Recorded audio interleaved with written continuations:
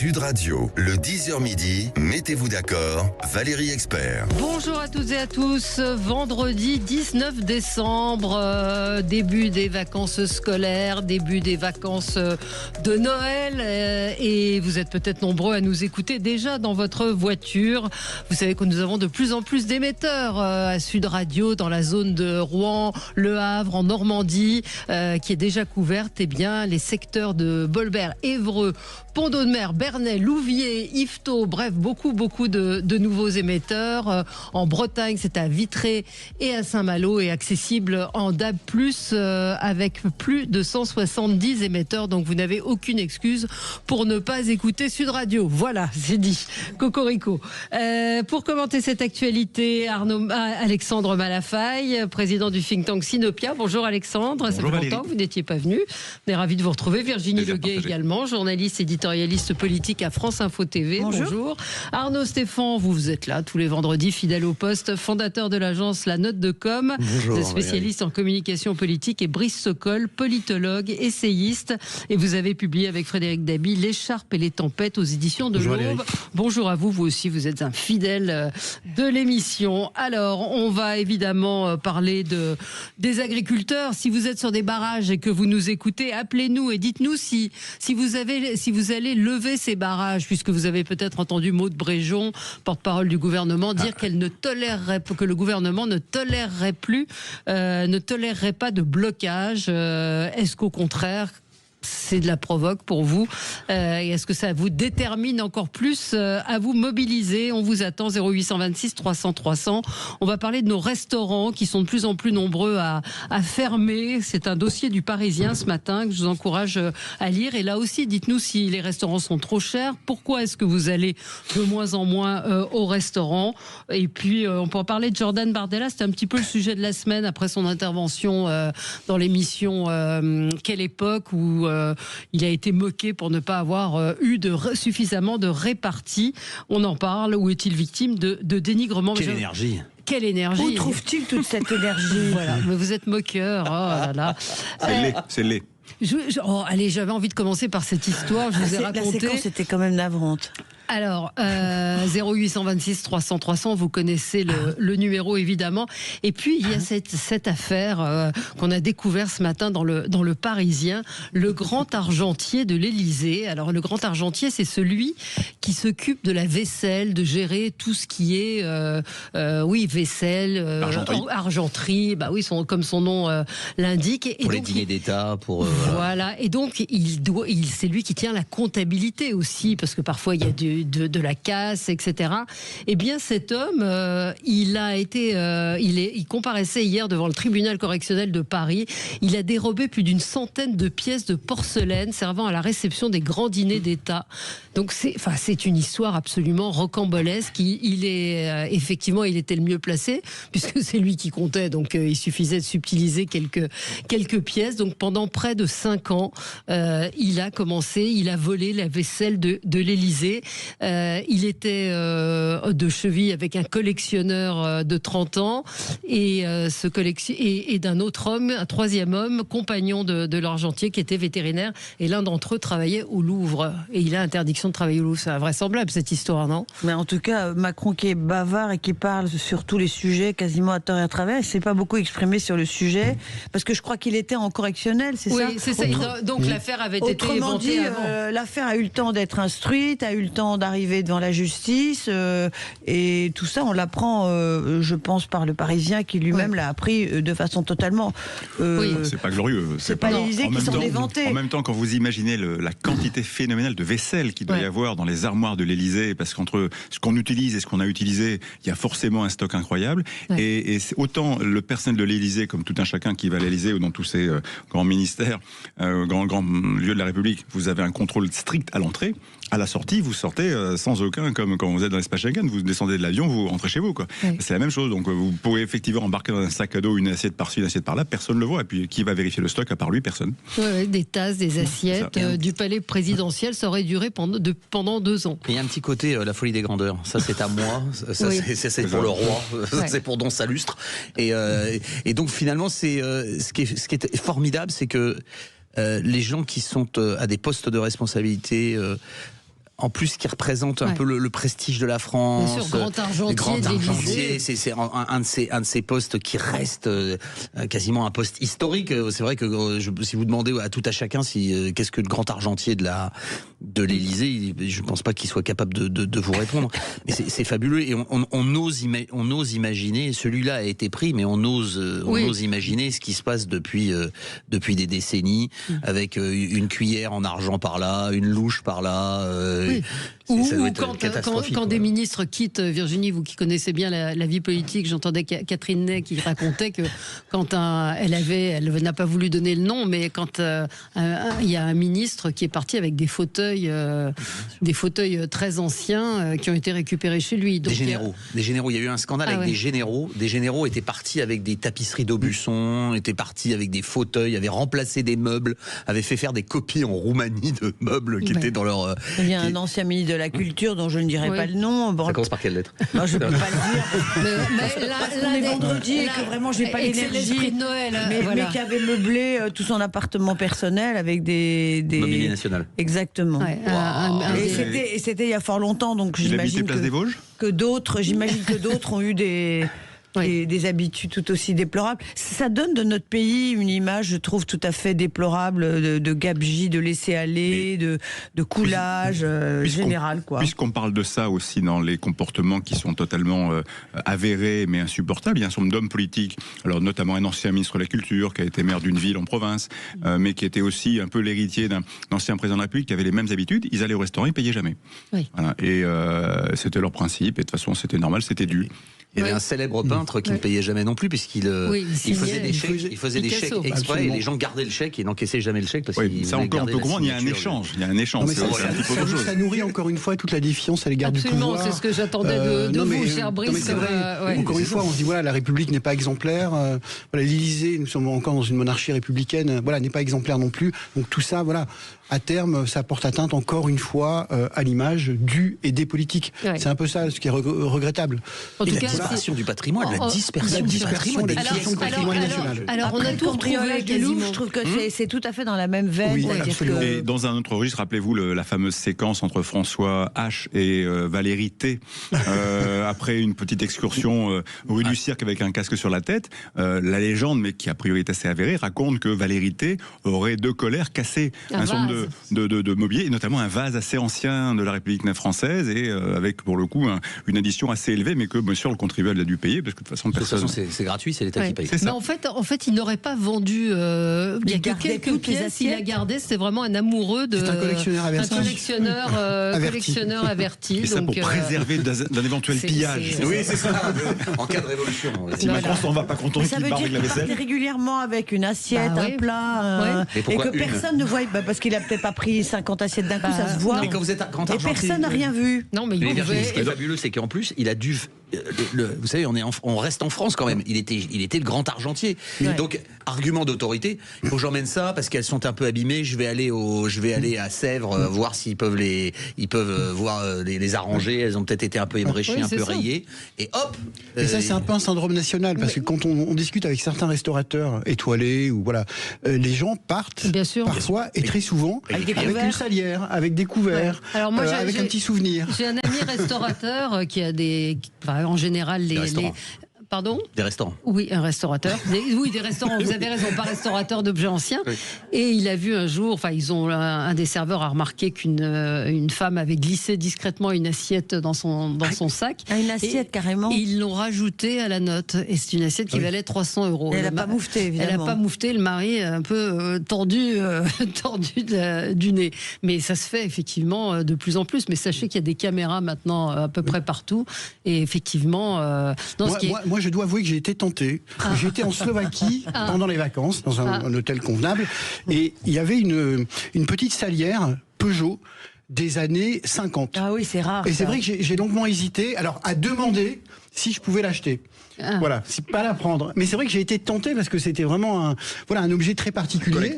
Collector. Et alors et je suis quand même allé demander, ils m'ont dit non, il nous en reste une dizaine, on les garde. Mais voilà. Donc c'est vrai que ça peut être tentant de voir un bel objet et de dire voilà, pourquoi pas moi.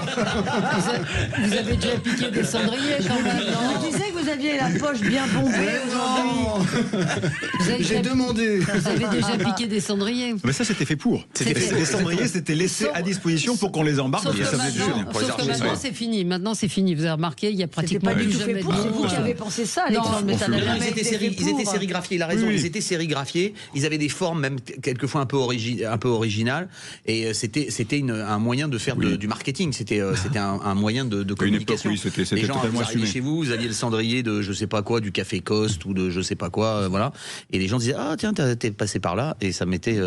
Qu'est-ce que t'en as pensé? C'était bien. En tout cas, avis aux amateurs, il y a un poste de grand argentier qui est disponible à l'Élysée. C'est sur les offres d'emploi de l'Élysée.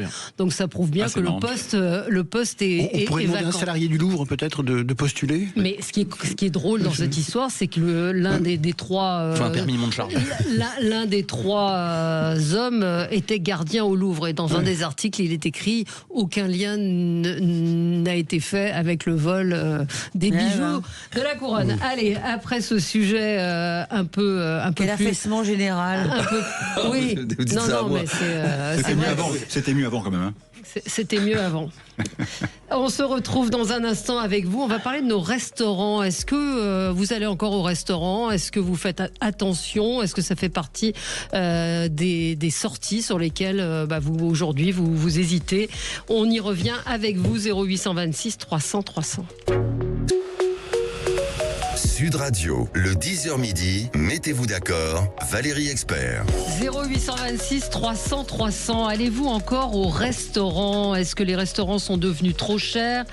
Cette enquête du Parisien ce matin, beaucoup de restos ferment. On voit une baisse significative de la restauration traditionnelle au profit d'une restauration rapide. On voit qu'on est passé à 51 575 établissements en 2024 de restauration rapide. C'était 40 000 en 2019.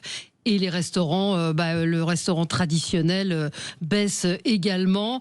On a une auditrice qui me dit les restaurants sont devenus trop chers à Paris et dans les grandes villes pour une qualité pas terrible. En famille, c'est le coup de bambou. Plus de 100 €. Il vaut mieux profiter des bons plans en supermarché et cuisiner à la maison. Oui, certes, mais en même temps, le restaurant, c'était censé être aussi un moment un peu festif. Est-ce que vous faites cette... Alors, il faut bien remarquer qu'il y a effectivement une très grosse différence entre les grandes villes, les restaurants où les loyers sont beaucoup plus élevés, et puis parfois des restaurants où on a des menus à 20 € qui sont assez complets. Alexandre Malafaille. Moi, je constate, je pense comme votre auditrice, qu'il y a quand même depuis quelques années une inflation réelle des notes de restaurant. J'y vais pour des raisons professionnelles entre autres, mais assez régulièrement. Et très sincèrement, je suis assez frappé. Alors, la qualité peut être maintenue à peu près à un niveau constant, si on est objectif. Globalement, c'est... Voilà, mais on sent quand même que ça tire de partout. Il y a plein de raisons à ça. L'énergie, qui évidemment a pris une inflation considérable. Les produits, qui sont de plus en plus chers sur toutes les filières d'approvisionnement. Les contraintes en matière d'emploi, de recrutement. Plus, vous rajoutez à ça les normes, parce que là aussi, l'univers de la restauration n'échappe pas à la réglementation, n'échappe pas aux normes, n'échappe pas au contrôle, n'échappe pas aux obligations de traçabilité, n'échappe pas à toute une série d'obligations, de tenues de registres et autres. Tout ça prend du temps. Tout ça a forcément un impact sur l'addition. Et c'est vrai qu'aujourd'hui, vous allez au restaurant à Paris, c'est difficile de déjeuner à moins de 30, 35, 40 €. Si vous prenez une entrée, un plat, un café, si vous rajoutez un verre de vin, ça devient très très vite cher. Donc je comprends que ça soit une barrière et qu'il soit dans une période de crise, très objectivement. Alors cela dit, il y a des disparités. Il y a certains quartiers dans lesquels tout est toujours plein parce que c'est les quartiers qui sont trop touristiques ou autres. Et puis toute une série de quartiers d'affaires dans lesquels ça fonctionne également à midi, mais le soir c'est désert. Et régulièrement, c'est vrai que les restaurants sont quand même de moins en moins complets. Et c'est vrai que les tickets restaurants aussi aussi, c'est ce que nous raconte le Parisien. Ça a affaibli beaucoup la restauration avec la possibilité d'acheter dans les supermarchés ces tickets qui étaient faits pour aller au restaurant. Brice Sokol, vous qui avez étudié justement avec beaucoup de précision les disparités entre Paris et la province. Il y a une vraie disparité déjà entre Paris et la province. Ça, c'est une réalité du fait du prix des loyers, du fait de l'inflation depuis 2022. On sent un changement. Néanmoins, moi j'ai le sentiment que la gastronomie, on est un pays de gastronomie française, c'est un peu comme le reste d'un certain sujet de société. C'était mieux avant. Non, c'est j'ai le sentiment, mais peut-être à tort, qu'on est en train de passer à une société à deux vitesses. C'est-à-dire vous allez avoir une espèce de malbouffe ou avec les fast-food, avec les boulangeries qui font des sandwichs, etc. Enfin, la nourriture de base, peu chère, pas toujours qualitative. Et puis, d'un autre côté, vous allez avoir des restaurants bistronomiques, de qualité. Et j'ai le sentiment que c'est un peu à l'image de cette société qui est en train d'une espèce de dissociation entre une majorité de gens qui ont des soucis de pouvoir d'achat, de fin de mois, et puis 20-25% de la population française qui peut encore se permettre d'aller dans les bons restaurants. Donc cette dichotomie-là sociale, j'ai le sentiment qu'on la ressent aussi dans l'univers de la gastronomie. Et c'est dommage parce qu'on est un pays d'agriculture, on est un pays de savoir-faire, de gastronomie. Moi, ce qui me frappe toujours, c'est, vous savez, les halles gourmandes. Je vais souvent en Italie. À Florence, vous avez des halles. Les halles gourmandes, vous déjeunez pour 10 €, pour 8 €, pour 15 €, à côté d'un employé, d'un ouvrier. Enfin, toutes les classes sociales se mélangent. Vous allez dans des halles gourmandes en France, je prends l'exemple de Lyon, je connais bien Lyon, il n'y a pas un ouvrier, il n'y a pas un employé, c'est-à-dire qu'on n'a pas les moyens. On fait des halles gourmandes que pour une certaine élite ou certaines personnes qui ont des pouvoirs d'achat. C'est-à-dire que ces lieux de rencontre, ces lieux d'échange, ces lieux de cohésion sociale autour de la gastronomie, en France, paradoxalement, n'existent plus. Ça devient des lieux de classe sociale. Et je trouve ça dommage parce que c'est pas le cas en Italie, c'est pas le cas en Espagne, et en France, c'est le cas. Et ça, je suis vraiment très surpris par cela. Il y a quelque chose d'extrêmement paradoxal là-dedans. Arnaud. C'est que je pense que rarement les réseaux sociaux m'ont poussé autant de sites sur les restaurants, sur les déjeuners. Regardez cette adresse, c'est fantastique, tel endroit. Et c'est très très poussé en fait. C'est énormément poussé. Après, il y a aussi le tourisme, restauratif, c'est-à-dire qu'il y a de plus en plus aussi de gens qui veulent se montrer dans des endroits qui viennent d'ouvrir où il faut absolument se montrer. C'est très parisien. Oui, c'est très parisien, mais vous avez la même chose pour Lyon. Il y a plein de choses qui sont poussées aussi sur d'autres endroits. On découvre d'ailleurs des choses invraisemblables, des restaurants dont on ne doutait même pas de l'existence. Vraiment, c'est fantastique. Et puis de l'autre côté, vous avez aussi un problème très français. Alors là, pour le coup, qui dépasse le problème parisien. À Paris, c'est très très marqué. C'est le problème du service. Pendant très longtemps, aller déjeuner dans un restaurant, fallait faire preuve, fallait avoir fait son cours de yoga le matin parce que sinon vous vous mettiez sur la gueule avec les serveurs, quoi. C'était insupportable. La troisième chose, ça peut continuer. Hein. Oui, ça un peu continuer, mais ça joue aussi, ça joue énormément. Et puis vous avez un troisième élément. En dehors de tous les autres que vous pourriez trouver autour de cette table, bien évidemment, mais un troisième élément à mes yeux, c'est que on a financiarisé aussi l'économie de la restauration. C'est-à-dire qu'aujourd'hui, à Paris et dans les grandes villes, ce sont quelques groupes qui dirigent les groupes de restauration. Vous mangez la même chose partout, vous entendez la même musique partout, vous avez les mêmes types de serveurs partout, qui ne sont pas des serveurs d'ailleurs, c'est juste un job parce que normalement je suis comédien. Vous avez, c'est la même chose et finalement vous mangez en réalité dans des chaînes, sauf que ce sont des chaînes extrêmement chères et pareil pour le monde de la nuit. Le monde de la nuit est devenu emmerdant à souhait parce que c'est la même chose partout tout le temps. D'uniformisation. Exactement. Et vous avez 4 groupes qui se partagent un peu aussi le monde de la nuit pour les mêmes raisons. Donc quand vous appliquez les économies d'échelle, quand vous appliquez la série, quand vous appliquez tout ça, en vérité vous perdez en qualité. Et je vois qu'il y a quelque chose qui remonte beaucoup en ce moment en France et c'est très bien. Ce sont les bouchons. ce sont les bouillons, les bouchons et les bistrots de quartier où on retrouve le plaisir de manger des plats hyper traditionnels pour pas très cher. Et d'ailleurs, il y a un célèbre restaurant, je crois qu'il est dans le 14e, qui continue à servir son poulet tous les jours pour 10 €. Vous mangez un poulet entier fermier. Alors Marie nous dit, avec la perte du pouvoir d'achat, aller au restaurant se planifie. On y va moins souvent, mais on va dans le bon. Stéphane nous dit, mais avec quel argent? Ils se prennent tous un peu pour des 3 étoiles et ils ont largement abusé. Je préfère mettre les prix dans de bons produits et cuisiner moi-même. C'est ce que nous disait Ophélie tout à l'heure. Économie, c'est meilleur. Je ne suis pas déçue de moi-même. Oui, mais ça doit être un plaisir. Enfin, je veux dire, ça fait partie aussi de la tradition française. Mais je remarque que même dans les campagnes, on va dans les courses se font dans les supermarchés et qu'il y a moins le souci peut-être du bon produit. On a Serge en ligne qui nous appelle d'Aix-en-Provence. Bonjour Serge. Bonjour à tout le monde. Vous êtes restaurateur ou vous êtes un consommateur? J'habite au centre-ville, en face des restaurants. J'étais consommateur, je ne suis plus pour une question financière, mais je suis témoin et j'ai beaucoup de relations parmi les restaurateurs. Donc, si vous voulez que je vous parle des restaurants, je les connais assez bien. Ouais. Et donc, vous en pensez quoi? Vous avez vu quelle évolution de la clientèle et du produit servi par les restaurants? Aix-en-Provence est devenu un restaurant, le restaurant de la région pour les Marseillais, pour les gens autour. Il y a énormément de fréquentation de personnes anglo-saxonnes, de touristes qui visitent la ville. Tous les restaurants qui ont eu une petite place, les places se sont couvertes de chaises. Il y a énormément, c'est toujours blindé, c'est toujours plein. Par contre, les petits restaurants qui sont un peu casés dans des endroits un peu sombres, ils sont vides, ils tirent la langue pour survivre. Ils ont beaucoup de mal. Le prix des menus a explosé. Il passait, par exemple, le plat du jour était à 12 €. Aujourd'hui, c'est 24, 28 € le plat du jour. C'est énorme, mais l'été, ils sont complètement blindés, en hiver aussi. Les qualités, il y avait quelques petits restaurants pour la population de jeunes étudiants. Il y avait un McDo, un truc comme ça. Ils ont fermé. Ils sont partis sur l'extérieur de la ville, sur la périphérie. Oui. C'est pas un exemple qui est pour toute la France. Non, c'est particulier parce que c'est une ville assez riche, Aix-en-Provence. C'est une très belle ville historique, touristique et qui fonctionne. Oui, absolument. Cours d'appel, d'intellectuels, de bourgeois, entre guillemets. Mais vous y allez, Serge, à titre personnel? Vous allez au resto? Je dire qu'en face de ma rue, dans ma rue où j'habite, il y en a, on va dire, dans un rayon de 100 mètres, il y en a au moins une dizaine.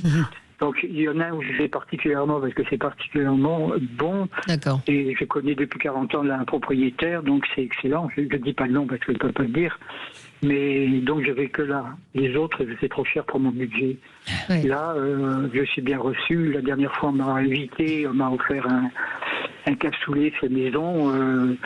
Je dis non, c'est déjà cool croquant. Mais c'était formidable. J'ai jamais mangé un cassoulet fait maison. Vous nous faites saliver déjà. Il n'est que 10h27, mais on en a envie. Un cassoulet offert avec un bon vin du sud-ouest, c'était fantastique.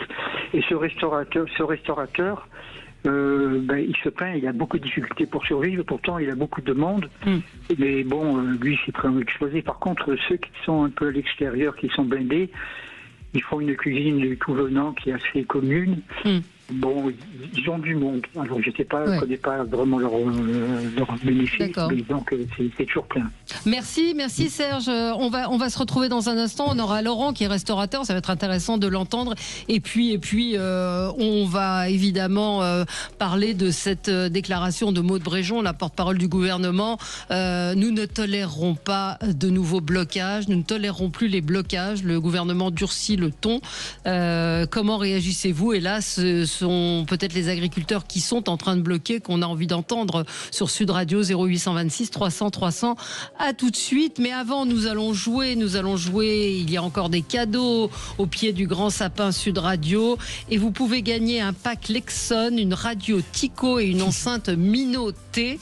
Lexon, c'est la marque des objets design et connectés. Donc vous envoyez sapin par SMS au 7 20 18 et vous pourrez gagner ces petites enceintes compacte, puissante et résistante à l'eau. Donc même pour écouter Sud Radio dans votre bain ou votre douche. À tout de suite. Sud Radio, le 10h midi, mettez-vous d'accord, Valérie Expert.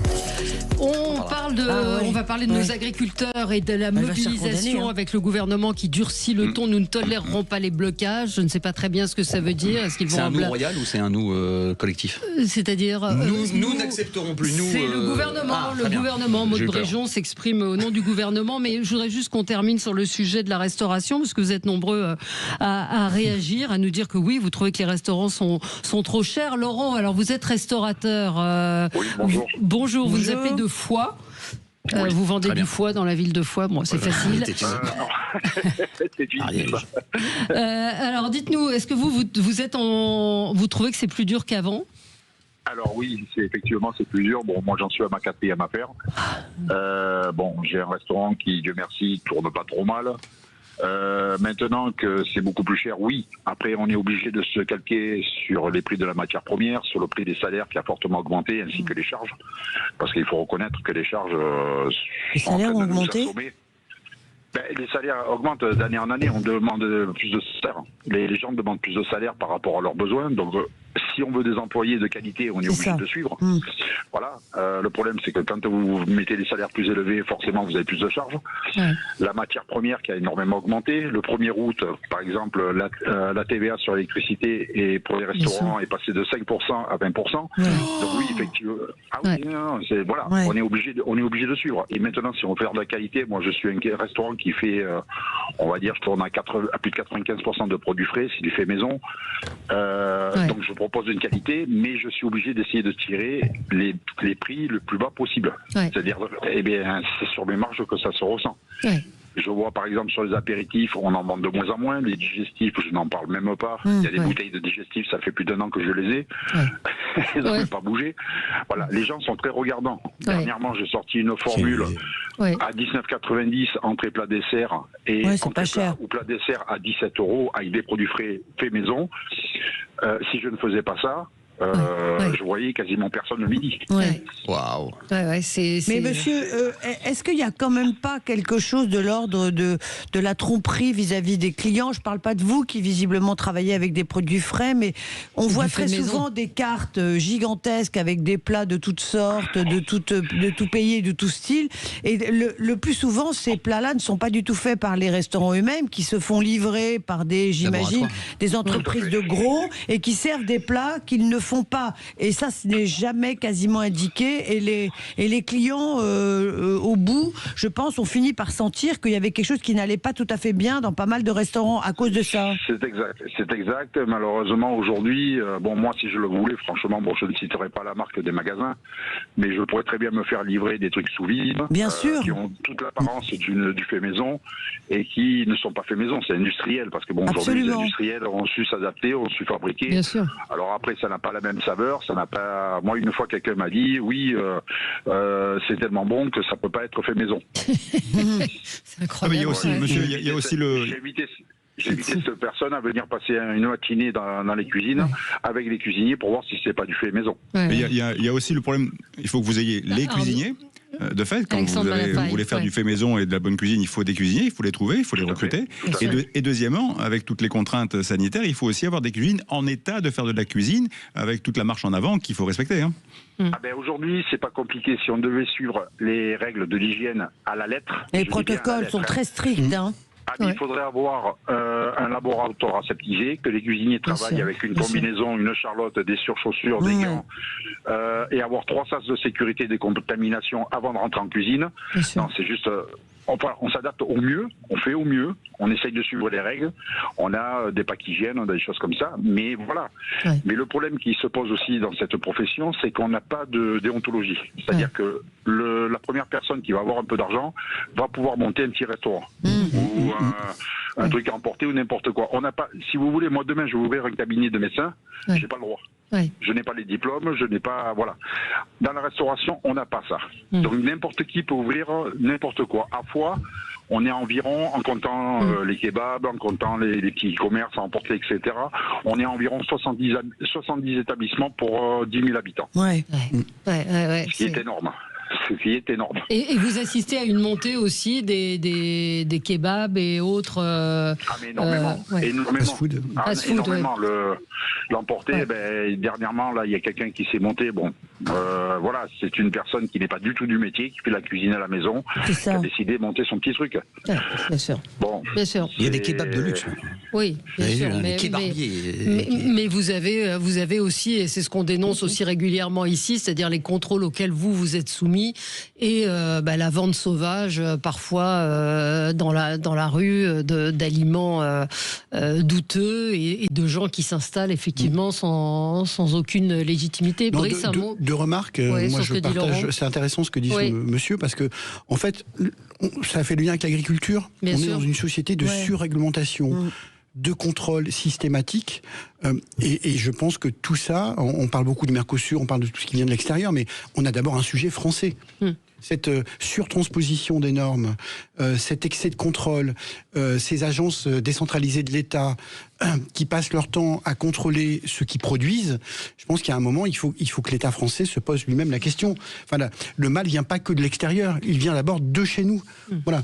Et donc là, il y a une vraie réflexion à avoir sur la simplification de certaines mesures étatiques, sur la surtransposition, sur ces normes qui embêtent ceux qui produisent. Je pense qu'on peut produire, on peut contrôler, mais quand vous avez 70% d'une administration qui est consacrée uniquement au contrôle, ce n'est pas possible. Ça nuit à ceux qui produisent. Complètement. Ça, c'est une révolution culturelle. On n'est pas près de l'avoir s'opérer. Il faut arriver à totalement transformer l'État, le recentrer sur son rôle et ses priorités. Pour l'instant, vous avez un système qui est totalement hors de contrôle parce qu'il ne fait que du contrôle.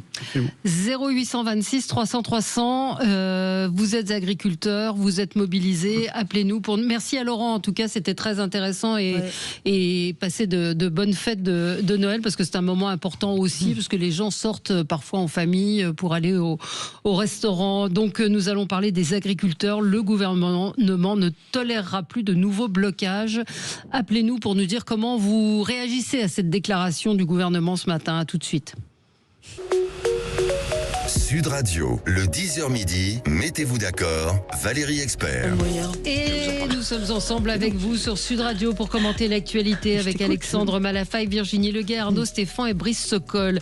Écoutez Maude Bréjon, porte-parole du gouvernement, à propos des blocages. Nous ne tolérerons plus de nouveaux blocages et nous ferons tout ce qui est nécessaire et je le dis aux gens qui s'apprêtent peut-être à partir pour que les Françaises et les Français puissent aller retrouver sereinement leur famille. À partir de quand plus de blocages Nous le ferons encore une fois avec discernement et c'est la consigne qui a été donnée par Laurent Nunez aux forces de l'ordre. On ne veut pas opposer les policiers, les gendarmes et les agriculteurs. Mais discernement et fermeté donc. Mais pour autant, bien sûr que les Français doivent pouvoir rejoindre leur famille. Discernement, bah oui.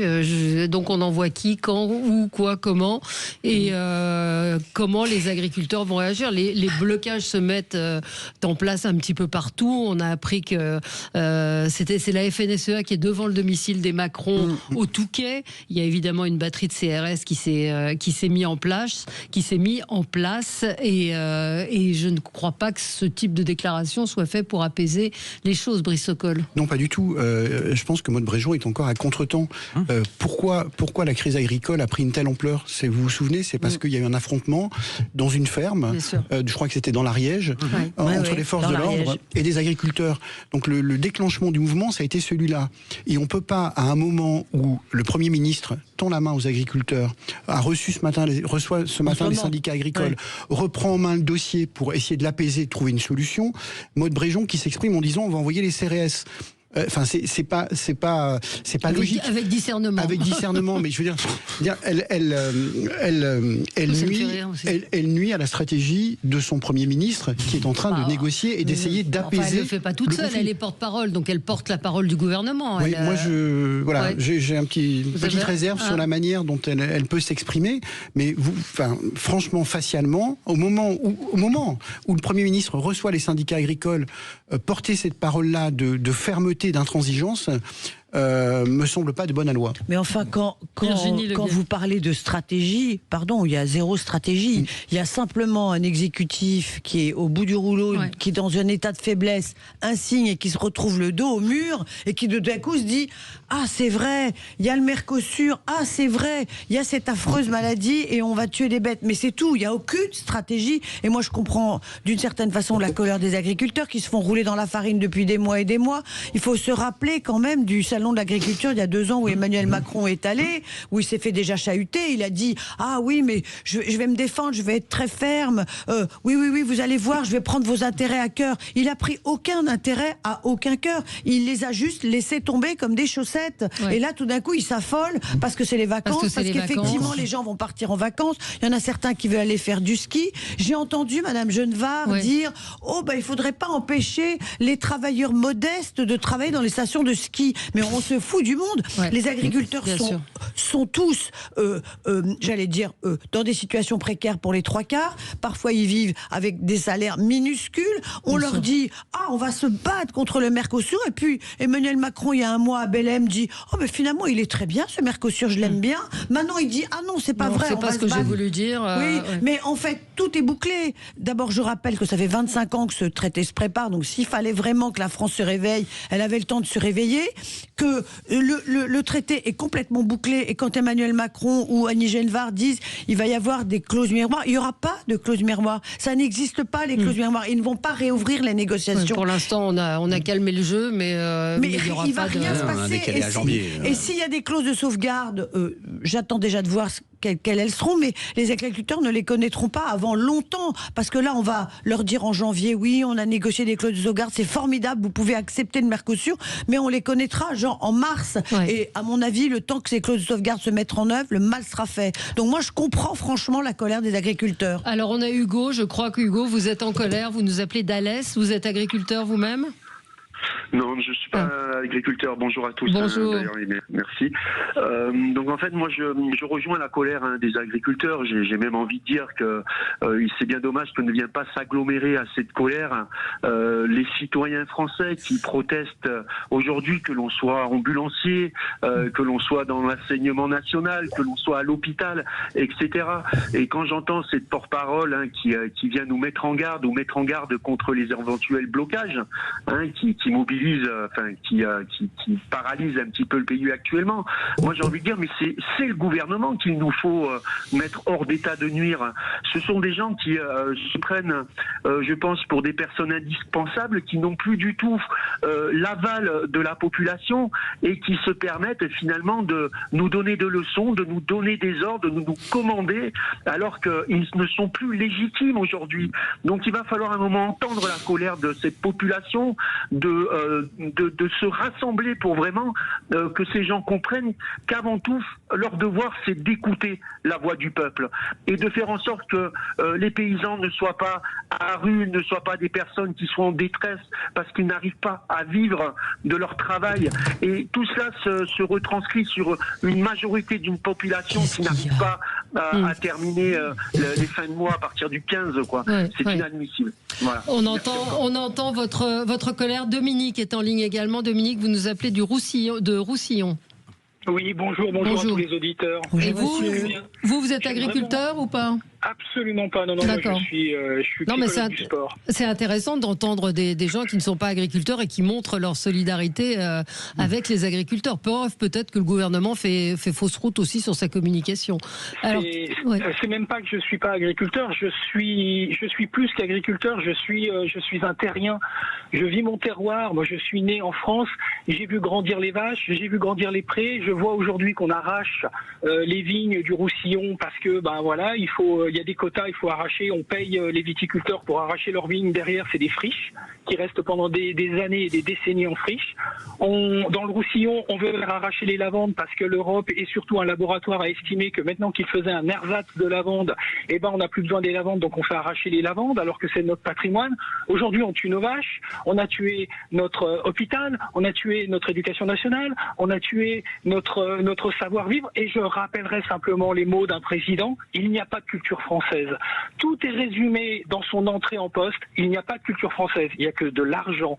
Et aujourd'hui, comme l'a dit l'auditeur précédent, qui sont ces gens pour venir détruire notre futur? N'oublions jamais qu'entretenir le passé, c'est cultiver le présent pour ensemencer l'avenir. Ces gens sont en train de tuer l'avenir de notre pays. Moi, j'ai un fils qui est aujourd'hui en école d'ingénieur. Il me dit, mais on ne sert plus à rien, on va être remplacé par l'IA. Donc ça veut dire que l'agriculture, qui est encore quelque chose qui n'est pas transposable, si ce n'est par de l'importation, c'est quelque chose qui peut faire vivre nos paysans, mais faire vivre aussi nos petites villes, faire vivre nos terroirs. Quand plus personne n'aura de travail, qui va faire gagner de l'argent à M. Rousseau et ses 7 milliards de son groupe Avril? Qui va lui faire gagner de l'argent à ce monsieur qui aujourd'hui corrompt comment on appelle ça, les syndicats d'agriculture? Moi, j'en ai assez de ça. C'est tellement visible, c'est tellement marquant, c'est face à nous, et ces gens continuent. Alors que nous sommes 67 millions, ils sont 10 000 à nous emmerder. Mais qui sont-ils pour se croire aussi forts? Je demande aux policiers aujourd'hui, je demande aux gendarmes, je demande au CRS de faire corps avec la nation. Ils ne sont pas là pour maltraiter le peuple, ils sont là pour nous protéger. Et nous protéger de qui? De ces 10 000 malfaisants. Bon, mais monsieur, vous savez, je crois qu'il n'y aura jamais d'image là en ce moment. Jamais ils n'enverront les gendarmes et les policiers pour enlever les tracteurs. Ce ne sont que des mots. Maud Bréjon roule des mécaniques, mais ils ne feront jamais ça. Ils savent que la population ne le tolérera pas et que les images seront insupportables. Alors, le ministère de l'Intérieur a indiqué que depuis 48 heures, tous les nouveaux blocages d'axes routiers sont empêchés. Et Beauvau a précisé que tous les anciens blocages sont, j'aime bien l'expression, en cours de traitement pour être levés. Néanmoins, les syndicats agricoles ont répondu qu'ils ne trembleront pas devant face à Nunez. Et de son côté, Arnaud Rousseau, dont vous parliez, Dominique, lui a déclaré qu'il souhaitait une trêve de Noël. Je voudrais pas être cynique. Les dés sont pipés avec la FNSEA. Déjà, les dés sont pipés avec la FNSEA. C'est le syndicat officiel des agriculteurs. C'est-à-dire le syndicat en vérité qui a fourni des ministres, il est complètement intégré dans la structure de l'État. Moi, encore une fois, je voudrais pas faire preuve de cynisme. Je pense que la phrase de Maud Bréjon est totalement volontaire.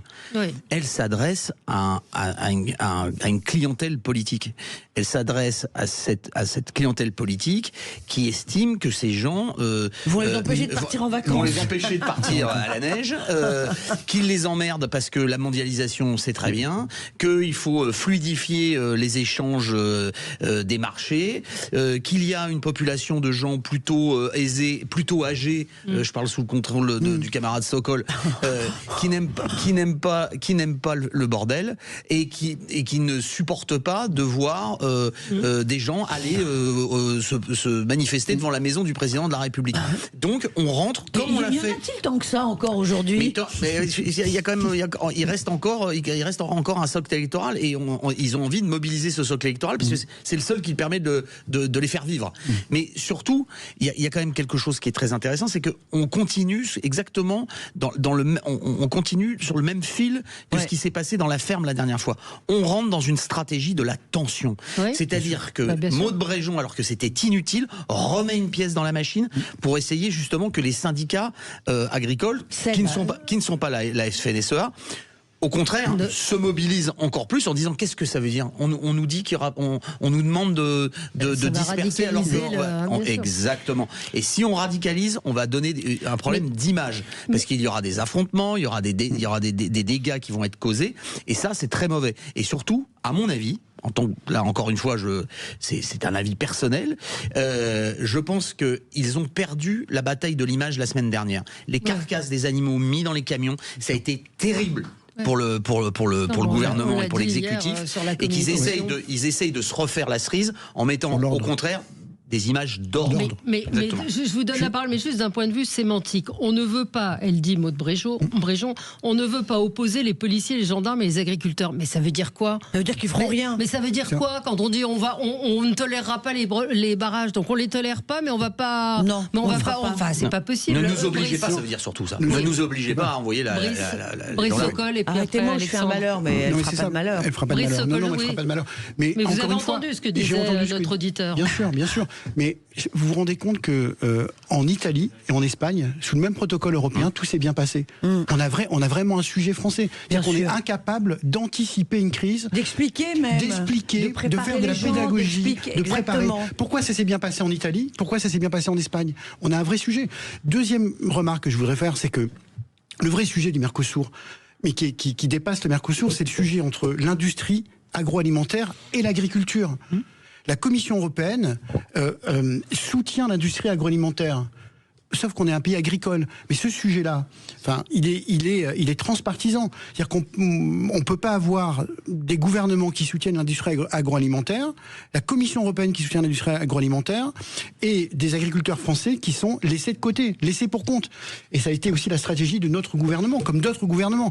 Et troisième point, moi je suis très surpris, certains critiquent au sein de ce gouvernement depuis plusieurs mois Madame Meloni, mais aujourd'hui, si on arrive à gagner du temps sur le Mercosur, ou est-ce qu'il ne soit pas ratifié? Moi, je n'y crois pas. Macron, hein. Mais c'est parce que l'Italie est en train de changer de main. Et pas que l'Italie, la Hongrie également, la Pologne également.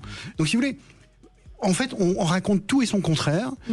On critique des nations qui aujourd'hui sont des partenaires européens. On soutient une industrie agroalimentaire alors qu'on devrait soutenir nos agriculteurs. J'étais à Rungis encore mercredi matin à 3h30 du matin. Mais c'est extraordinaire ce qu'on voit. La production française, la richesse française, le patrimoine agricole français, il est à Rungis. Mais il faut soutenir notre souveraineté alimentaire et arrêter de soutenir l'industrie agroalimentaire.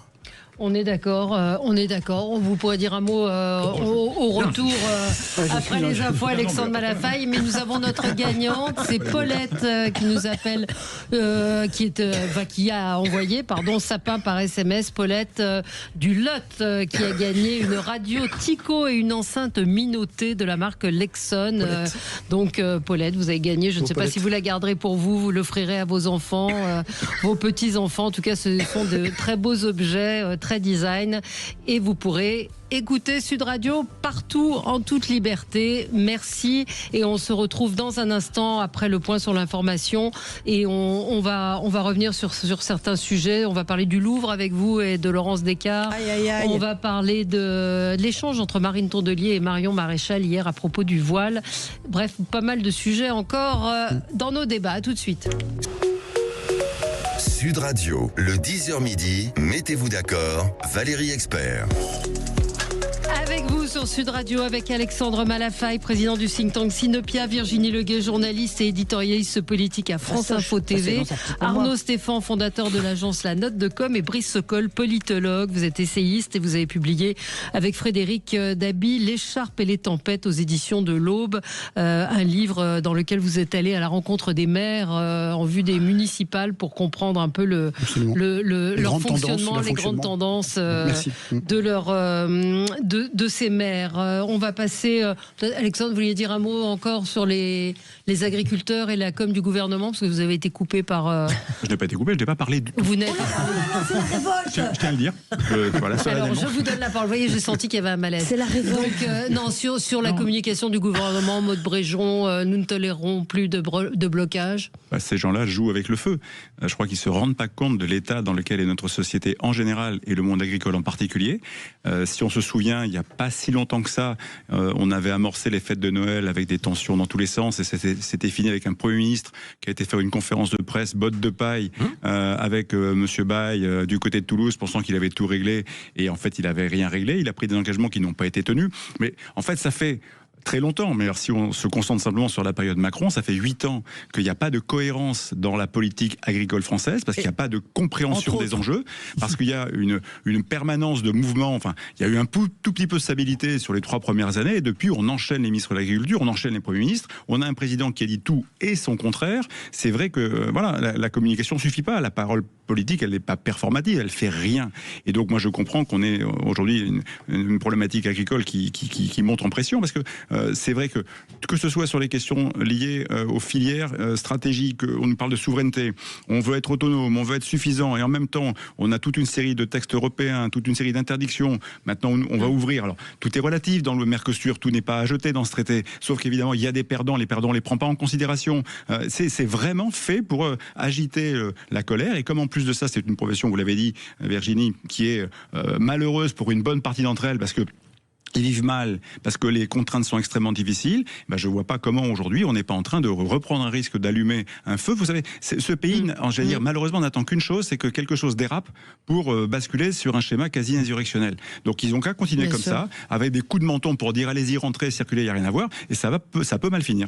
Les agriculteurs, enfin un certain nombre d'agriculteurs sont au Touquet devant la maison des Macron, et ils déversent des choux en ce moment, ils déversent du fumier devant des pneus, devant cette maison. Alors évidemment, il y a des CRS, néanmoins, ils sont là, mobilisés pour le symbole. Mais les agriculteurs se rendent bien compte que rien n'a été fait de la part d'Emmanuel Macron ni d'aucune personnalité française pour empêcher que le Mercosur ne soit signé. Rien. Non. Emmanuel Macron les a bercés d'illusions, ils s'en sont parfaitement rendus compte, et ils ont quand même espéré un peu que le chef de l'État tiendrait sa parole, mais je crois que finalement, ça ne leurre plus personne. Et ce qui se passe là, vous vous rendez compte qu'il a fallu attendre quasiment le moment où Ursula von der Leyen allait partir pour signer, pour dire ah non, finalement on a oublié, on n'est pas d'accord. Elle avait déjà son billet d'avion. Hein. Oui. Bien sûr, mais bien sûr. Et c'est pas du tout Emmanuel Macron qui a négocié, c'est Madame Mélanie, pour des raisons qui n'ont rien à voir d'ailleurs avec l'amitié qu'elle ne porte pas Emmanuel Macron, parce qu'ils ne s'entendent absolument pas. Et je vous fiche mon billet que l'Italie a négocié tout à fait autre chose, et qu'elle signera le Mercosur en janvier, et qu'Emmanuel Macron se retrouvera sans majorité de blocage avec 2 autres pays. Et vous savez que pour faire une majorité de blocage, il faut 4 pays membres. Et il faut représenter 35% de la population. Donc c'est cuit. Ouais. Les agriculteurs ont compris que c'était cuit, et ils ont compris qu'ils s'étaient fait complètement avoir. On va passer à vos coups de cœur et vos coups de gueule, tiens Arnaud, pour un peu plus de légèreté. Je ne sais pas si c'est de la légèreté, pour parce que c'est une histoire qui est finalement assez triste. Oui. Je voudrais parler du cas de Christine Cabot, qui s'est fait connaître lors d'une fameuse vidéo, une kiss cam, comme on dit aux États-Unis, où elle était à un concert de Coldplay en juillet dernier, et elle a été filmée dans les bras de son patron au moment où ils s'embrassaient, et évidemment ils étaient mariés l'un et l'autre, et évidemment ça ne s'est pas très bien terminé pour eux. Ils ont été licenciés de leur... Ils ont divorcé. Ils ont divorcé. Alors elle était déjà en vérité, on apprend dans l'interview qu'elle a donnée au New York Times qu'elle était déjà en cours de divorce. Lui avait une crise également de son côté, mais ils ont été pris, ils ont été licenciés. Mais ce qui est intéressant, c'est pas le fait de s'être fait prendre par la patrouille et qu'ils ont eu des problèmes de couple derrière, c'est ce qui s'est passé après. C'est-à-dire qu'en vérité, Madame Cabot raconte dans ce longue interview au New York Times qu'elle a été victime d'harcèlement systématique, de menaces de mort, qu'elle a eu des problèmes avec ses enfants qui ont été également à qui on a fait les pires trucs à l'école, partout dans les clubs de sport, des gens les photographiaient quand ils allaient à la piscine. Enfin, ça a été infernal. Mais surtout, ce que raconte Christine Cabot, et c'est ça qui est passionnant, c'est qu'elle dit les choses qui ont été les plus dures qui m'ont été faites l'ont été faites par des femmes. Bah, évidemment. Et elle dit par des femmes qui en plus sont des femmes qui ont été très en avant sur le droit des femmes, sur la protection. On a critiqué mon physique, ce qui est un truc qui aux États-Unis ne se fait absolument pas. On dit oh là là, mon Dieu, c'est terrible de dire ça. Tout son physique a été étudié pendant des émissions à la télé. Et surtout, elle dit, celle qui a été peut-être les 2 pires, ça a été Whoopi Goldberg. Voilà. Et ça a été, qui en plus a été connu pour l'ensemble de son œuvre ces derniers temps, notamment depuis le 7 octobre dernier, mais surtout pour Gwyneth Paltrow, qui elle-même avait expliqué qu'au moment de sa séparation avec le chanteur de Coldplay, puis on finit la boucle, en vérité... divorce cool, exactement, etc. Et elle s'est retrouvée face à quelque chose d'extraordinaire, c'est-à-dire le mensonge elle s'est retrouvée face à des curés laïcs qui l'ont jugée devant la place publique. C'est extrêmement difficile pour elle. Elle vient seulement un peu de reprendre du poil de la bête. Cette interview est à lire parce qu'on voit là toute la tartufferie de ce système de morale de cette société qu'on essaye de nous vendre, où finalement les minorités majoritaires, parce que les femmes, faut pas oublier, sont majoritaires, mais sont considérées comme des minorités, tout d'un coup deviennent les pires ennemis de celles qui sont dans ce genre d'affaires. On va peut-être passer à vous, Virginie. Vous vouliez revenir sur le Louvre. Vous vouliez réagir, non? Non. Moi, je suis toujours très surpris par cet excès de puritanisme anglo-saxon. Voilà. Moi, je n'aime pas les gens qui font la morale, que ce soit en politique, que ce soit sur la vie privée. Je trouve que les donneurs de leçons, a fortiori anglo-saxons, ce puritanisme-là, je trouve que n'est pas compatible avec notre culture européenne. À nous. Et pour info, Melania Trump a menacé Michael Wolff, je vais vous dire qui c'est, d'un procès à $1 milliard, et Michael Wolff, en réponse, a lui-même attaqué. Il a l'arme de destruction massive, 100 heures d'entretien avec Epstein. Ça promet un grand déballage. Ouais. Alors le Louvre, les agents du Louvre votent la fin de la grève. Le musée va réouvrir, mais vous voulez revenir sur Laurence Descartes. Oui, je suis quand même. Alors non, je voudrais, si vous m'autorisez, dire un tout petit mot sur les femmes qui critiquent les femmes. Oui. En France, c'est exactement la même chose. Et quand il m'arrive de regarder les réseaux sociaux dans le métro, je dois l'avouer, je fais ça dans le métro, et toutes celles qui sont un peu connues en pointe, qui défendent des causes diverses, d'ailleurs, quelles que soient les causes, disent, mais moi, les attaques les plus cruelles, les plus dures, les plus violentes, elles viennent des femmes qui me trouvent trop brune, trop blonde, trop grande, trop grosse, trop comme ci, trop comme ça, qui trouvent même que je devrais disparaître parce que j'ai passé l'âge de je sais pas quoi. C'est les attaques les plus méchantes, les plus violentes et les plus cruelles. Donc c'est vrai que quand on entend parler de sororité, je ne sais pas à quoi ça fait écho chez les gens, mais il n'y a pas beaucoup de sororité entre les femmes. Non, vous n'êtes pas trop blonde. Alors, Virginie, rapidement, Laurence Descartes. Alors oui, ça aussi c'est un autre sujet pour moi, mais quasiment de stupéfaction. J'imagine que vous avez écouté comme moi l'audition de Madame Descartes, qui nous disait que oui, elle prenait son travail très au sérieux, qu'elle était passionnée par le Louvre, mais qui a visiblement passé par-dessus jambes, parce que moi je l'ai écouté de bout en bout l'audition, complètement passé par-dessus jambes tous les problèmes de sécurité. Et moi j'ai été très surprise de l'entendre dire que oui, alors j'ai donné ma démission, on l'a refusée. Bon, très bien. Donc déjà, Madame Descartes se sentait complètement tirée d'affaire. Après le cambriolage du Louvre, il y a eu une rupture de canalisation, je crois, qui a provoqué des dégâts sur des livres qui étaient... Oui, non, mais qui étaient irremplaçables et qui sont, j'imagine, fichus. Et puis, il y a eu des salles qui ont été fermées parce que elles n'étaient pas propres à la visite. Donc, tout ça continue, c'est-à-dire ce manque d'entretien, ce manque de soins qui a été apporté à ce musée qui est le plus grand musée du monde, et qui est le musée le plus connu au monde. Je crois qu'il y a eu cette année un record de visiteurs. Et personne ne se sent responsable de rien. Non, c'est ça. Et ça, moi, ça me souffle. Que Madame Descartes se dise pas. En plus, quand on entend parler ceux qui ont fait grève ces derniers temps, il y a eu des tas de micros tendus et les gens expliquaient leurs conditions de travail, comment leur rapport avec la direction, comment ils avaient fait remonter des tas d'alertes depuis des mois et des mois. On se dit que le climat social est atroce à l'intérieur du Louvre. Et je crois, mais Brice me le confirmera, que la grève a été votée à l'unanimité, puis revotée à l'unanimité. Donc l'unanimité, ça dit quelque chose. Ça dit qu'il y a quand même un sentiment partagé que ça ne va pas et que la direction ne fait pas son travail. Et personne ne bronche. Mais elle a remis sa démission et qui a été refusée. Oui, on peut dire je m'en vais quand même. Enfin, je sais pas, elle n'est pas prisonnière. On l'a pas attachée à son bureau avec des ficelles. Enfin, quand même. Il y a un moment, il y a bien un responsable qui doit se dire bon, c'est vrai qu'il y a un problème, ça va pas, je m'en vais, je suis un peu digne. Non, personne n'est digne. L'une des difficultés, c'est qu'on est dans un pays qui concentre tout au sommet, et encore plus depuis 8 ans, et que la plupart des grandes décisions liées au Louvre ont été prises à l'Élysée ou pas prises à l'Élysée, et qu'il y a une volonté de couvrir aujourd'hui les uns et les autres pour pas perdre la face. Donc c'est assez effondrant, mais ça ne tiendrait dans aucun autre système. Il n'y a que l'État l'État et l'État actuel qui est capable de procéder à ce type de comportement où finalement les responsables ne sont pas. Et il n'y a même pas d'exemple. Dans une organisation privée, quoi qu'il arrive, même si parfois c'est un peu brutal, à un moment donné, il faut envoyer des signaux. On peut pas. Et puis peut-être il faut aller chercher des gens plus compétents. Enfin, à un moment donné, mais on ne peut pas accumuler un niveau de faute comme ça et dire non, on continue comme si. Oui, parce que la patronne du Louvre a peut-être des compétences artistiques, mais en matière de gestion, c'est aussi ce qu'on lui demande. Ouais, j'attends de voir l'affaire du grand argentier du Louvre, un de ces quatre qui va nous tomber dessus. Vous allez voir, quand on va s'apercevoir qu'il y a des cuillères égyptiennes qui ont disparu. On se retrouve dans un instant. On se retrouve dans un instant avec votre coup de gueule, Alexandre. Enfin, coup de cœur, le débat entre Marine Le Pen et pas Marine Le Pen, pardon, Marion Maréchal et Marine Tondelier. Il y avait bien une Marine dans l'histoire. Et puis Brice, on va parler de colocation Alzheimer avec vous. À tout de suite.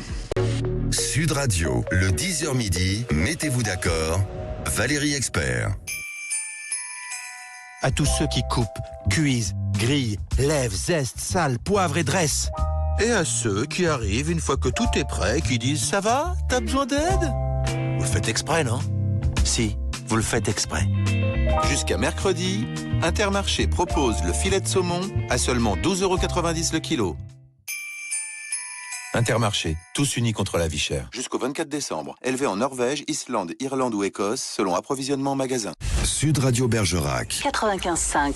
Sud Radio. Intersport, engagé sport, engagé prix.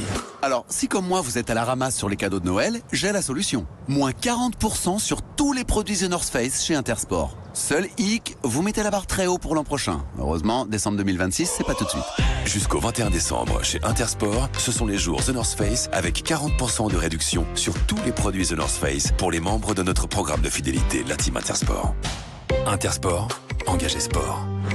Conditions, services et magasins participants sur intersport.fr. Vous êtes plus de 500 000 à suivre Sud Radio sur les réseaux sociaux. Retrouvez-nous sur Facebook, Instagram, X et TikTok pour ne manquer aucun contenu et partagez vos réactions et vos commentaires. Suivez Sud Radio sur vos réseaux préférés. Sud Radio. Sud Radio. Parlons vrai. Il y a apéritif et apéritif Picard. Pour vos apéritifs de fête, on est très en forme chez Picard. En forme de puzzle, de sapin ou même de montgolfière. Et vous, ça va la forme? Découvrez notre collection de plus de 100 produits apéritifs à partir de 3,70 €, comme le 10 bâtonnets panés à la mozzarella. Et pour la livraison à domicile et le click and collect, rendez-vous sur l'appli Picard ou sur picard.fr. Magasin ouvert dimanche toute la journée. Jamais pareil, toujours Picard. 300 grammes, soit 12,33 € le kilo. Voir modalité sur picard.fr. Pour votre santé, limitez les aliments gras, salés et sucrés. Carrefour. Quand vous me dites un bon foie gras, c'est la magie de Noël. Eh bien, je vous réponds que c'est un Noël pour tous les goûts chez Carrefour. Et avec 34% de remise immédiate, le bloc de 150 grammes de foie gras de canard Montfort est à seulement 13,17 € au lieu de 19,95 €. Alors rendez-vous jusqu'au 31 décembre chez Carrefour, Carrefour Market Taylor Drive et sur votre appli Carrefour. Carrefour, on a tous droit au meilleur. Soit 87,80 € le kilo après remise, détail sur carrefour.fr. Pour votre santé, limitez les aliments gras, salés et sucrés. Sud Radio, le 10h midi, mettez-vous d'accord, Valérie Expert. De retour avec vous sur Sud Radio. Alors, Alexandre Malafaille, vous avez été interpellé par le débat hier sur LCI entre Marine Tondelier et Marion Maréchal. Je vous propose d'écouter un petit extrait. Ça concerne le port du voile. Vous dites que des femmes dans le monde se battent pour ne pas porter le voile. Mais je me bats avec elles pour qu'elles puissent, si elles ne veulent pas porter le voile, qu'elles ne le portent pas. Mais les femmes qui veulent porter le voile par conviction religieuse doivent pouvoir le faire. Alors, s'il y a des femmes qui se sentent obligées de le porter par pression de leur entourage, il faut combattre cela. Et dans le sondage IFOP que vous citez, elles sont chiffrées à 2% des femmes qui portent le voile. C'est faux. Les autres disent qu'elles le portent, vous le dites vous-même, par pudeur. 42% des femmes qui portent le voile le portent pour des raisons de sécurité, madame. 42%. Non. Donc quand vous dites que c'est un simple sujet de liberté individuelle, ça n'est pas la réalité. La réalité aujourd'hui de beaucoup de ces femmes, jusqu'à 42% qui portent le voile, c'est par une crainte de pression communautaire. Il n'y a pas de véritable liberté. Oui, Alexandre Malafaille. Ce qui était très intéressant dans cette séquence, je l'ai pris tard parce que c'était effectivement plutôt en troisième partie de soirée, si je puis dire, mais c'était intéressant comme confrontation parce que là, pour le coup, on avait quelqu'un qui était mu par l'idéologie, des postures qui sont essentiellement sans doute guidées par des considérations électorales, et donc Marine Tondelier en l'occurrence, qui essayait sur les problématiques d'islam de ne pas tout mélanger, parce qu'il ne faut pas faire d'amalgame, mais qui en même temps refusait de nommer les problèmes. Voilà. Et de l'autre côté, vous aviez Marion Maréchal, qui de manière très précise et chirurgicale donnait des chiffres qui sont avérés, qui sont fiables, qui expliquaient que sur le voile, qui expliquaient que sur les logements sociaux, qui expliquaient que sur toute une série de sujets, il y avait à un moment donné des dérives et qu'il fallait les attraper. Et que ces dérives étaient souvent, effectivement, en lien avec des problématiques d'islamisme et qu'il fallait traiter le problème. Et là, il y avait vraiment deux mondes qui se confrontaient, un monde pragmatique et qui dit, voilà, là, il y a un sujet, et de l'autre côté, il y a quelqu'un qui dit, pas de sujet, et puis oui, mais non, et en fait, voilà. C'était assez emblématique de cette façon de faire de la politique, et moi, je trouve ça dommage, parce que l'écologie se gâche à faire ça. Je sais pas si Marine Tondelier a des qualités politiques ou pas, ça c'est des avis personnels, mais je trouve qu'on devrait, sur ces sujets qui sont essentiels pour notre cohésion nationale, être capable de faire des consensus pour dire, là, il y a un sujet, on en parle, et à côté de ça, quand on parle d'écologie, on défend l'écologie. Ils mélangent tout, et je pense qu'en fait, ils perdent leur crédibilité. J'ai été absolument impressionné par la séquence et dépité de voir que voilà, cette classe politique ne parvient pas sur des sujets fondamentaux à être capable d'avoir des diagnostics communs pour traiter les problèmes en profondeur qui sont, pour certains d'entre eux, extrêmement dangereux pour nous. Oui, vous l'avez regardé, Arnaud Stéphane ? Oui, vaguement, parce que pareil, c'était assez tard. Ce qui me marque, je vais pas aller sur le fond, parce que ça a été très bien décrit. Je vais aller un peu plus sur la forme. Et il y a quelque chose qui me marque beaucoup, c'est que depuis un certain temps, s'est développée une espèce de stratégie de communication qui est assez ancienne, mais qui a pris beaucoup d'accélération. C'est d'essayer systématiquement de mettre la charge d'irresponsabilité, de nullité, d'incompétence sur le Rassemblement national ou sur des gens dans cette famille politique. Et notamment sur Marion Maréchal. Je la connais. On peut pas dire ça, c'est-à-dire que s'il y en a une qui bosse dans la bande, c'est elle. Et que, en l'occurrence, Marine Tondelier s'en est aperçue à son corps défendant hier. C'est-à-dire que, particulièrement en plus sur le sujet de l'immigration, fallait vraiment pas être malin pour aller choisir cet adversaire-là sur un débat pour essayer de la bloquer sur des chiffres, sur des statistiques, sur des sondages, etc. C'est une erreur de la part de Marine Tondelier, mais elle avait peut-être besoin de se refaire un peu la cerise, donc de se lancer avec un adversaire très marqué. Un peu ce qu'a essayé de faire Glucksmann avec le succès qu'on a vu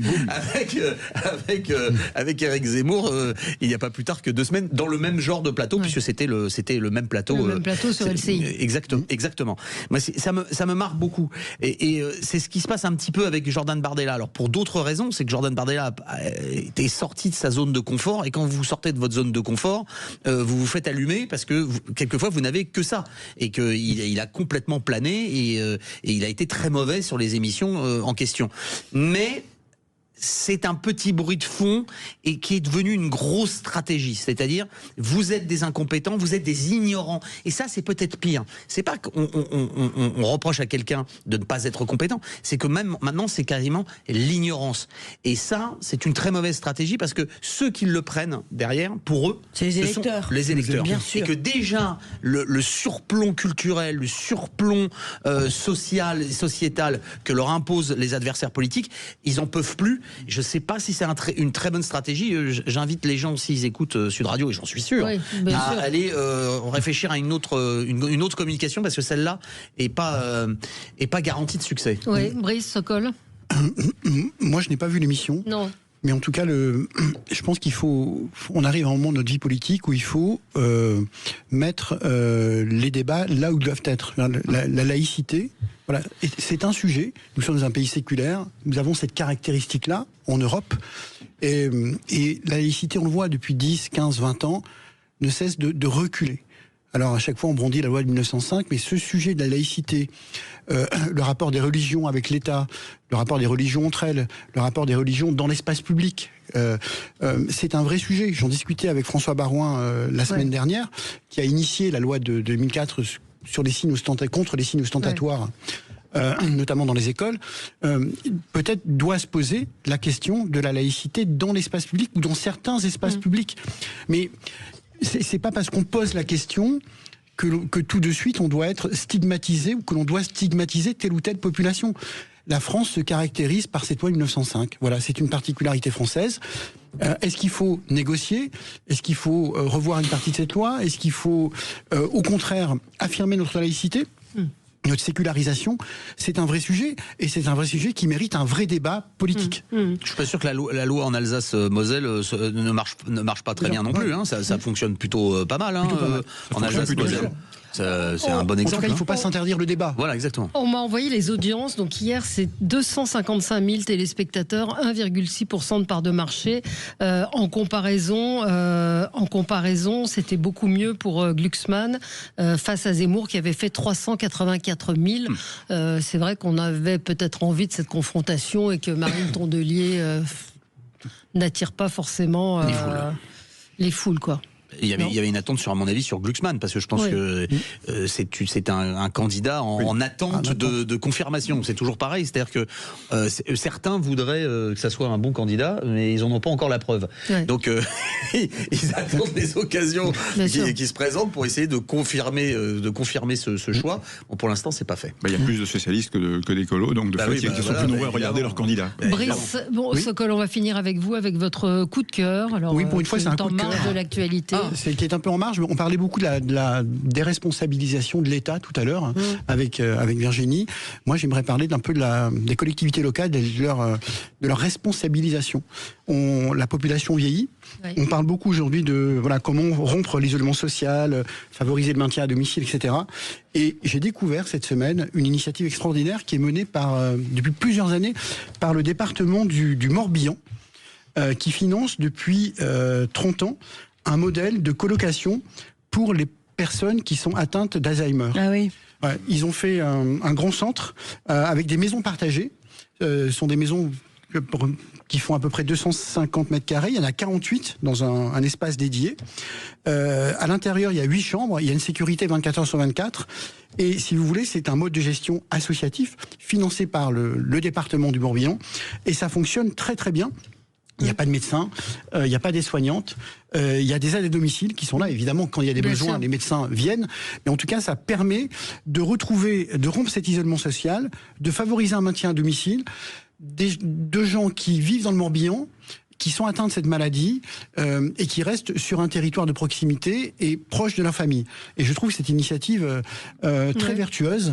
Et ils vont ouvrir dans les prochains mois ou d'ici 2 ans, un nouveau pavillon pour les gens qui ont moins de 60 ans et qui sont atteints aussi de cette maladie. Donc je trouve qu'il y a de belles initiatives locales. Celle-ci en est une et il faut le souligner. Oui, mais vous avez raison, mais c'est vrai que la vie quotidienne, hier on avait, je ne sais plus qui, non c'était il y a 2 jours, une intervenante disait qu'on oubliait de parler de la classe moyenne et on oublie de parler aussi de la vie quotidienne, des problèmes auxquels sont confrontés une majorité de Français, à savoir le vieillissement des parents, le vieillissement de la population et le maintien à domicile. Et comment on aborde une maladie comme celle-ci qui est dramatique, avec une population vieillissante.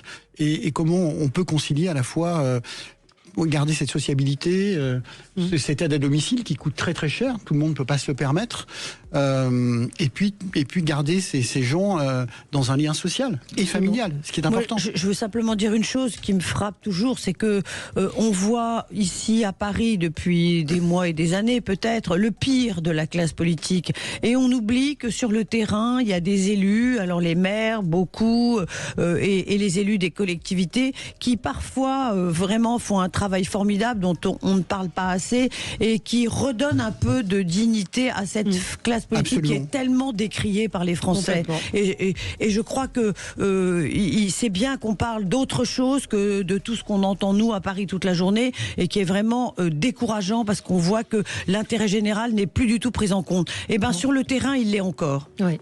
Merci à vous, merci à tous les 4 et on se retrouve nous dans un instant. C'est un sujet dont on aurait pu débattre également.